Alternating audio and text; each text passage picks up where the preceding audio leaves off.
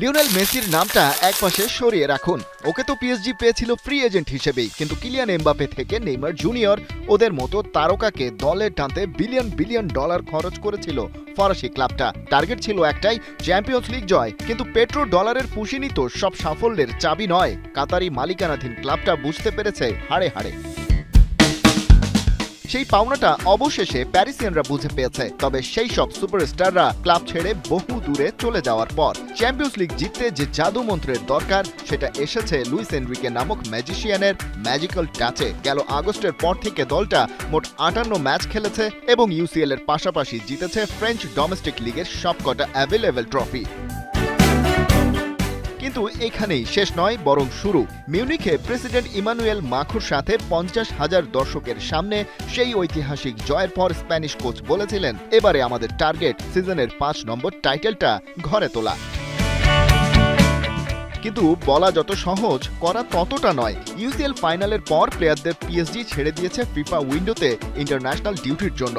সেই সব ম্যাচ খেলে বিশ্রামের এক ফোঁটা সুযোগ পায়নি কেউ। ফিরে এসেছে প্যারিসের ক্যাম্পে, সেখান থেকেই ধরতে হয়েছে মার্কিন যুক্তরাষ্ট্রের বিমান, কারণ ততক্ষণে বেজে গেছে ক্লাব ওয়ার্ল্ড কাপের দামামা। ব্যাপারটা নিয়ে খোদ এনরিকের কপালেই চিন্তার ভাঁজ। ফিফাকে দেয়া এক সাক্ষাৎকারে বলছিলেন, মৌসুমের শেষ দিকে এখন খেলোয়াড়দের শরীর আর মন দুটোই ক্লান্ত। সেটা সামলে উঠতে হবে। নতুন এই টুর্নামেন্টের যে উদ্দীপনা, তার সাথে চেক অ্যান্ড ব্যালেন্স রাখাটাই হবে মূল চ্যালেঞ্জ। তার সাথে রয়েছে প্রতিযোগিতায় অন্যতম ফেভারিট হওয়ার চাপ, কারণ হেড কোচ এই ট্রফিটাও জিততে চান, সেটা তো বলে রেখেছেন আগে ভাগেই।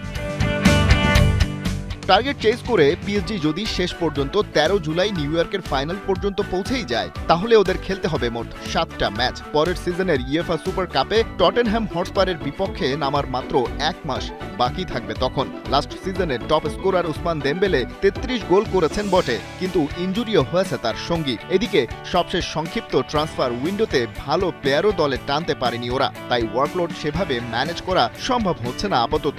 তবুও পিএসজি টার্গেট করেছে 125 মিলিয়ন ডলার প্রাইজ মানি। পরেরটা দেখা যাবে পরে।